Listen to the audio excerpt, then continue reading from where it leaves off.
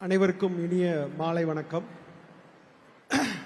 இந்த வெல்லும் தமிழ் பெண்களை இந்த மேடையில் பார்க்கிறப்ப, ஒவ்வொருத்தருடைய கதையை கேட்குறப்ப நிஜமாவே அவ்வளோ கண்கலங்கிற ஒரு சம்பவமாக இருக்குது. முதல்ல அந்த குழந்தை பாட ஆரம்பிக்கிறப்பவே என் கண்ணெலாம் கலங்கிடுச்சு. எவ்வளோ பெரிய வெற்றி! மலைக்காட்டில் போய் ஃபிசியோதெரப்பி பண்ண டாக்டர், பிரசவம் பார்த்த அந்த டாக்டர், இதெல்லாம் ஒரு தமிழ்நாட்டினுடைய அரிதிலும் அரிதான ஒரு சாதனை. இந்த பெண்களை எல்லாரையும் மேடையில் பார்க்குறப்ப ரொம்ப மகிழ்ச்சியா இருக்கு.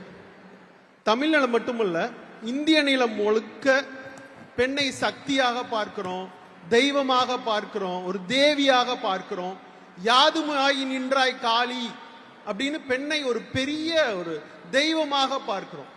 ஆனா அப்படி பார்க்கிற பெண்ணை நாம் ஒரு உடைமையாக பார்க்கிறோம், ஒரு பொருளாக பார்க்கிறோம், கவர்ந்திழுக்கும் ஒரு பொருளாக பார்க்கிறோம், அபகரிக்க வேண்டிய ஒரு பொருளாக பார்க்கிறோம், உடைமையாக பார்க்கிறோம்.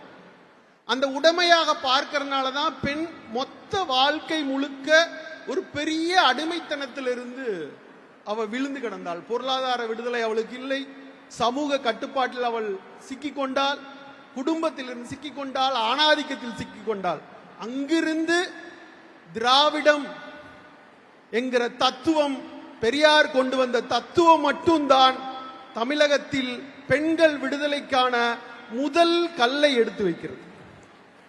அந்த முதல் கல் தான் பெண்கள் கல்வியறி பெற வேண்டும், சமூகத்தில் இருந்து விடுதலை பெற வேண்டும், சமூக கட்டமைப்பில் இருந்து, குடும்ப கட்டமைப்பில் இருந்து விடுதலை பெற வேண்டும், பொருளாதார கட்டமைப்பில் இருந்து விடுதலை பெற வேண்டும் என்ற முதல் கல்லை எடுத்து வைக்கிற அந்த முதல் அடிதான் பெண்கள் இவ்வளோ பெரிய சக்தியாக வணங்கி கொண்டிருக்கிற, அபகரிக்கிற ஒரு பொருளாக பார்த்து கொண்டிருக்கிற இந்த ஆணாதிக்க சமூகத்தில் சக மனுஷியாக ஒரு பெண் பெரிய இடத்தில் ஜெயித்து நிற்கிறார்.